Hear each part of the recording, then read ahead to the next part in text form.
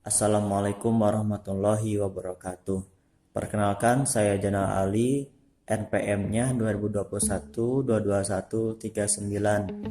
Saya di sini selaku moderator dari kelompok 5. Untuk mempersingkat waktu, langsung saja kepada materi. Kepada pemateri, saya persilahkan.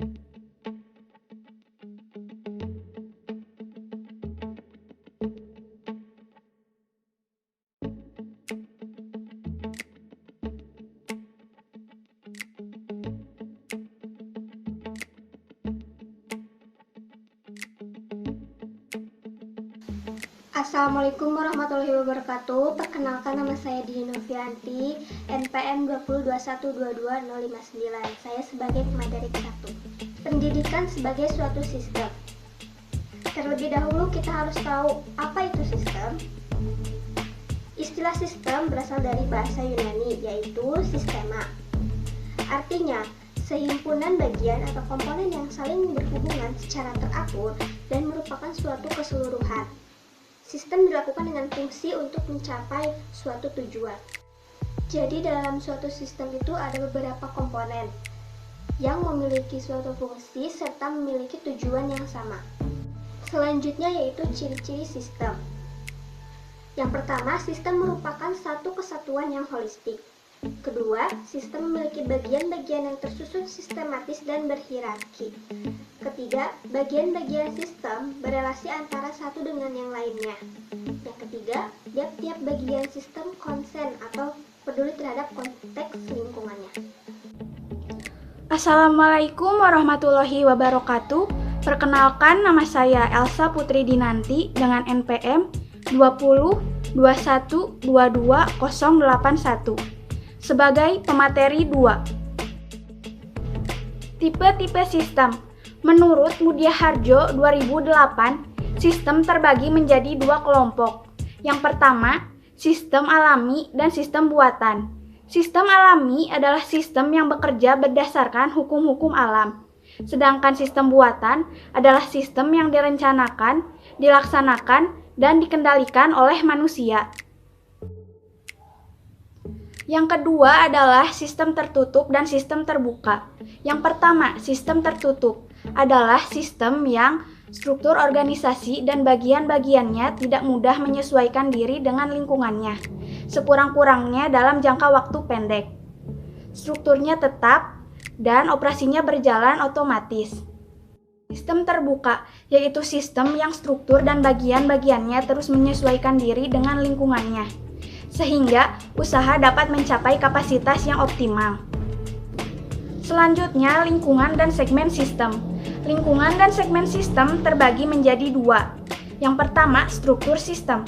Sebuah sistem tersusun secara hierarkis dengan urutan sebagai berikut. Subsistem adalah bagian dari keseluruhan sistem yang berfungsi untuk mencapai tujuan khusus. Komponen adalah satuan unsur-unsur yang membentuk satu bagian dalam subsistem atau sistem. Unsur-unsur adalah satuan terkecil dari suatu sistem yang memiliki pengaruh kuat terhadap kemampuan komponen dalam melaksanakan fungsinya. Yang kedua, suprasistem, yaitu lingkungan yang lebih besar yang menjadi tempat berlangsungnya operasi beberapa sistem. Pengertian pendidikan berdasarkan Sisdiknas nomor 20 tahun 2003 bab 1. Pendidikan adalah usaha sadar dan terencana untuk mewujudkan suasana belajar dan proses pembelajaran agar peserta didik secara aktif mengembangkan potensi dirinya. Untuk memiliki kekuatan spiritual keagamaan, pengendalian diri, kepribadian, kecerdasan, akhlak mulia, serta keterampilan yang dibutuhkan oleh dirinya, masyarakat, bangsa, dan negara. Assalamualaikum warahmatullahi wabarakatuh. Perkenalkan, nama saya Alia Citra Ridatul Aisyah dari kelompok 5 Landasan Pendidikan. Di sini saya akan melanjutkan materi yaitu tentang pemetaan pendidikan nasional sebagai suatu sistem. Pendidikan nasional sebagai sistem merupakan keseluruhan kegiatan dari satuan-satuan pendidikan yang direncanakan, dilaksanakan, dan dikendalikan dalam rangka menunjang tercapainya tujuan nasional. Adapun tujuan pendidikan nasional yaitu, menurut Undang-Undang Nomor 20 Tahun 2003 Pasal 3 tentang Sistem Pendidikan Nasional, tujuan pendidikan nasional adalah untuk mengembangkan potensi peserta didik agar menjadi manusia yang beriman dan bertakwa kepada Tuhan Yang Maha Esa, berakhlak mulia, sehat, berilmu, cakap, kreatif, mandiri, dan menjadi warga negara yang demokratis serta bertanggung jawab. Yang selanjutnya ada analisis dan pemetaan. Yang pertama ada batasan. Batasan ditinjau dari fungsi dan strukturnya. Yang pertama ditinjau dari fungsinya. Pendidikan nasional adalah sistem pendidikan yang diselenggarakan oleh suatu negara kebangsaan atau negara nasional dalam rangka mewujudkan hak menentukan nasib sendiri atau right of self-determination bangsa dalam bidang pendidikan.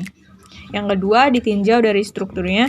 Pendidikan nasional sebagai sistem merupakan keseluruhan kegiatan dan satuan-satuan pendidikan yang direncanakan, dilaksanakan, dan dikendalikan dalam rangka menunjang tercapainya tujuan nasional. Terima kasih.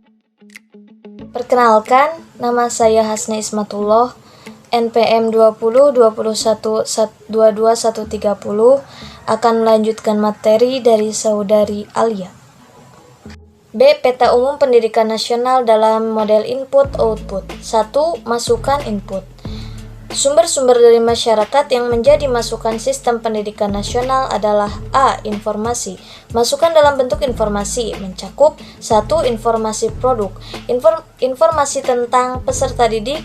2. Informasi operasional, informasi tentang penduduk, tenaga kependidikan, pengetahuan atau ilmu, seni, teknologi, cita-cita, dan barang-barang yang digunakan dalam pendidikan, serta penghasilan nasional dan penghasilan per kapita.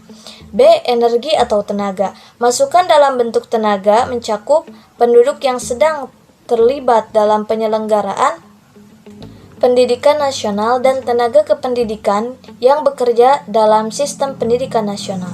C. Bahan-bahan, sumber-sumber bukan manusia yang masuk dalam sistem pendidikan nasional mencakup 1. Barang-barang produksi yang digunakan dalam melaksanakan transformasi pendidikan, misalnya buku pelajaran, alat-alat pendidikan atau peraga dan praktikum, bangunan, dan sebagainya.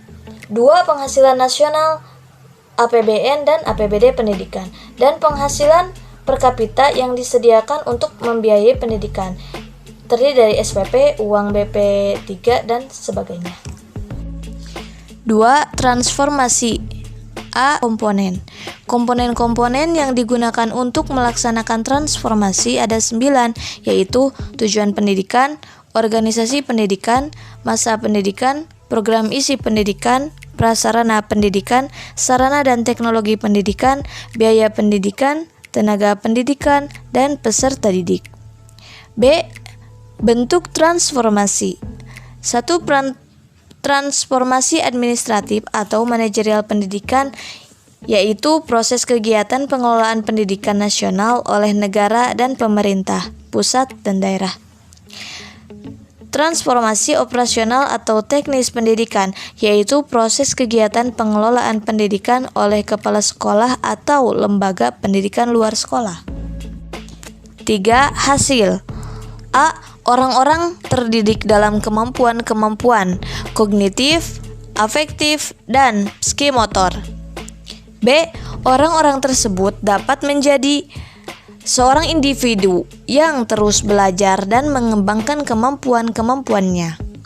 Seorang anggota keluarga yang bahagia, seorang pekerja profesional yang berhasil, seorang warga negara yang baik, seorang anggota Orpol atau Ormas yang baik, dan seorang anggota masyarakat sekitar yang baik.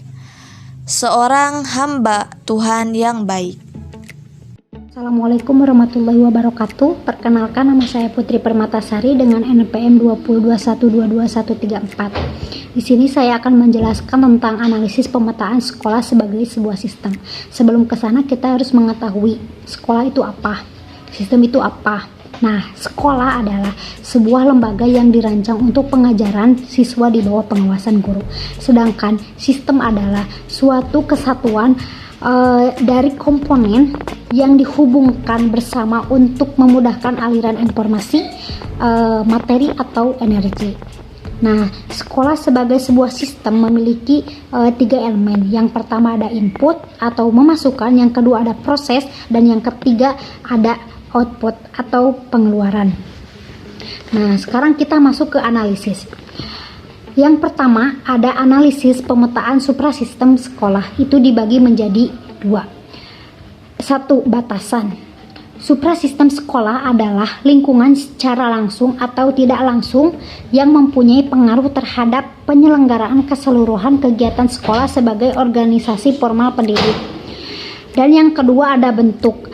Bentuk itu dibagi menjadi 2. Ada yang satu lingkungan distal dan yang kedua ada lingkungan proksimal. Lingkungan distal yaitu yang tidak mempunyai pengaruh langsung kepada kehidupan sehari-hari di sekolah. Contohnya masyarakat nasional atau masyarakat internasional. Yang kedua ada lingkungan proksima. Lingkungan proksima yaitu yang mempunyai pengaruh langsung terhadap kehidupan sehari-hari di sekolah. Contohnya desa, lurah atau kabupaten. Terus yang kedua ada analisis pemetaan masukan sekolah. Itu dibagi menjadi 3. Yang pertama ada informasi produk. Nah, keterangan dan jumlah karakteristik calon murid atau siswa atau mahasiswa. Yang kedua ada informasi operasional. Nah, informasi operasional dibagi menjadi dua. Yang pertama ada keterangan tentang jumlah, misalnya buku-buku, perlengkapan-perlengkapan sekolah, kurikulum dan teknologi pendidikan dan sebagainya. Yang kedua ada keterangan tentang karakteristik lingkungan hidup masyarakat sekitar. Nah, yang ketiga ada tenaga. Tenaga itu dibagi menjadi 2. Ada tenaga manusia dan ada tenaga bukan manusia. Tenaga manusia contohnya tenaga peserta didik. Yang kedua ada tenaga kependidikan. Dan tenaga yang bukan manusia itu seperti listrik, panas, bensin, gas dan lain-lain. Nah, yang ketiga ada analisis dan pemetaan transformasi di sekolah. Itu terdiri ada 8. Yang pertama ada organisasi sekolah, yang kedua ada peranan sekolah, yang ketiga ada sarana sekolah, yang keempat ada kurikulum, yang kelima biaya pendidikan, yang keenam tenaga kependidikan, yang ketujuh peserta pendidikan. Nah, yang kelima ada analisis dan pemetaan hasil sekolah dibagi menjadi 2. Yang pertama ada batasan, yang kedua ada fungsi dan peranan. Mungkin itu saja, terima kasih.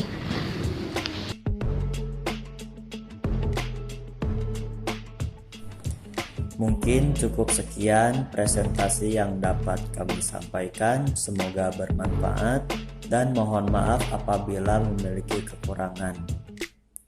Terima kasih atas segala perhatiannya. Wassalamualaikum warahmatullahi wabarakatuh.